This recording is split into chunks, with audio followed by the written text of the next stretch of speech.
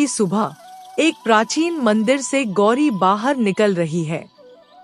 गौरी हर दिन की शुरुआत भगवान के नाम से करती थी, पर आजकल उसके दिल में हलचल है। वजह है अभ्यपुर का रोहित। रोहित घर में चिंतित बैठा था। तभी उसकी माँ सरला आती है और कहती है, बेटा, कुछ काम धंधे की फिक्र कर लो। उम्र निकलती जा रही है, शादी भी करनी है। रोहित बोले, माँ, मैं काम करना तो चाहता हूँ, पर कोई ढंग की नौकरी ही नहीं मिलती, क्या करूँ? माँ बोली, ढंग की नौकरी ढूंढते ढूंढते बूढ़ा हो जाएगा। अभी जो काम मिले वही कर। रोहित कहती है, ठीक है माँ, मैं कुछ देखता हूँ। उसके बाद रोहित उठकर चला जाता है। मनोज और उसके माँ बाप गौरी को देखने आए हैं।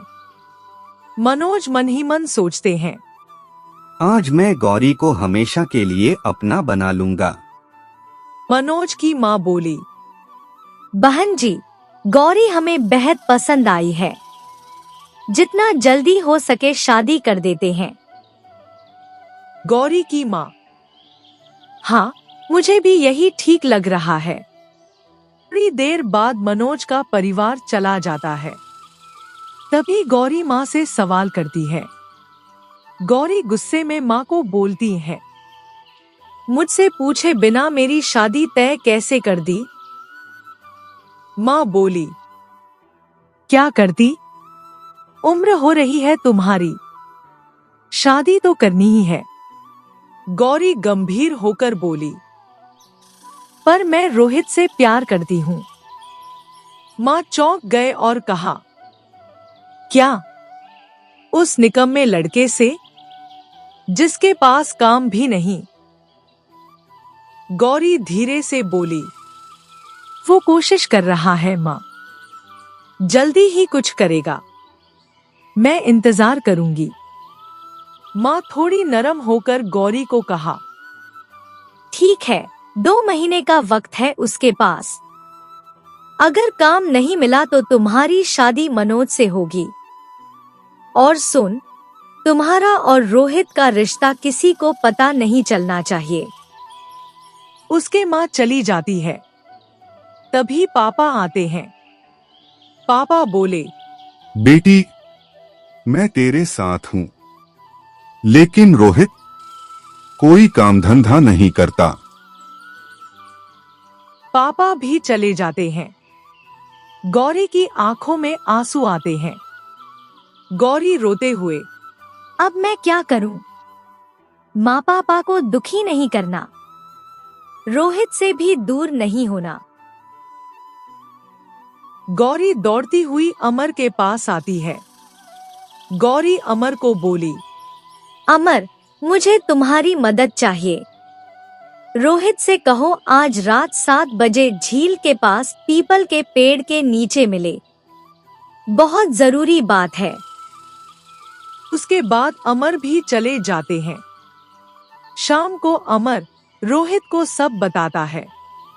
रोहित घबरा जाता है। रोहित मन में बोली, अब क्या करूं? सब तरफ से दबाव और ये 2 महीने।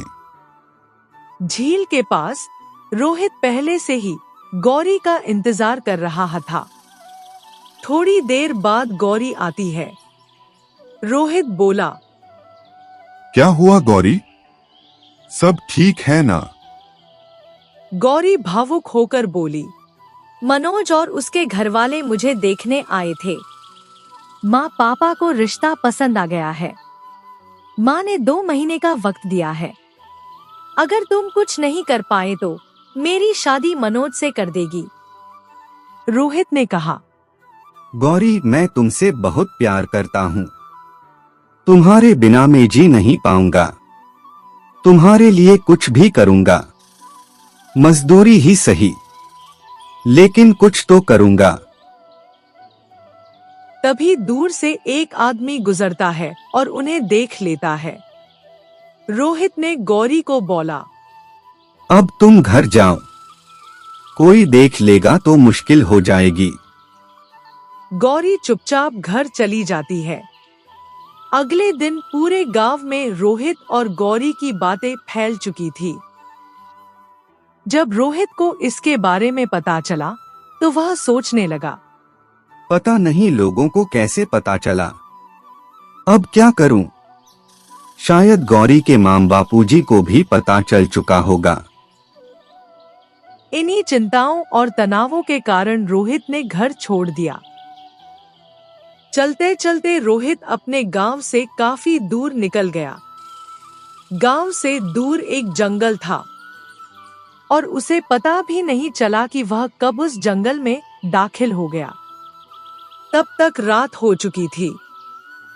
जंगल में भटकते हुए रोहित सोचने लगा, एक तो कोई काम धंधा नहीं है, गौरी को भी शादी के लिए देखने लड़के वाले आ गए, ऊपर से अब गांव वालों को सब पता चल गया। ऐसे सोचते सोचते रोहित एक तालाब के किनारे एक पेड़ के नीचे बैठ गया। लेकिन रोहित को यह नहीं पता था कि उस तालाब में एक चुड़ैल का वास थी। जैसे ही चुड़ैल ने रोहित को देखा, वह धीरे धीरे उसकी ओर बढ़ने लगी। सवेरे गांव वालों को तालाब में एक लाश मिली। दूसरी तरफ रोहित के घर वाले बहुत परेशान थी, क्योंकि रोहित का कुछ पता नहीं लग रहा था। गांव वालों को लाश के बारे में कुछ पता नहीं चल रहा था। लाश के शीर गायब थी, मानो किसी ने पूरी तरह खा चुकी थी। गांव वाले सभी लाश देखने जंगल पहुंचे। किसी ने पुलिस को भी खबर कर दी। कानों में रोहित के मां बापूजी को भी लाश के बारे में पता चला। जब मां बापूजी ने लाश को देखा तो दोनों बेहोश हो गए। पुलिस भी पहुंच चुकी थी। पुलिस लाश को पूरी तरह चेक किया और गांव वालों को पूछा, ये किसकी लाश है? कोई इसे पहचानता है क्या? तभी एक गांव वाले ने उत्तर दिया, नहीं साहब। धीरे धीरे रोहित के मां बापूजी को भी होश आने लगा। पुलिस वाले लाश को देख ही रही थी। तभी रोहित के मां चिल्लाकर बोली, ये मेरे बेटे की लाश है। गांव वाले चौंक गए और फुसफुसाने लगे। तभी पुलिस ने रोहित के मां को पूछा, आप इतने यकीन से कैसे कह सकती है कि ये लाश आपकी बेटे की है? लाश के तो शीर भी नहीं है। रोहित के मां रोते रोते बोली, ये जो कपड़ा लाश में है, वो रोहित के पिताजी ने परसों ही रोहित को लाकर दिए थे। उसके बाद मां रोने लगी।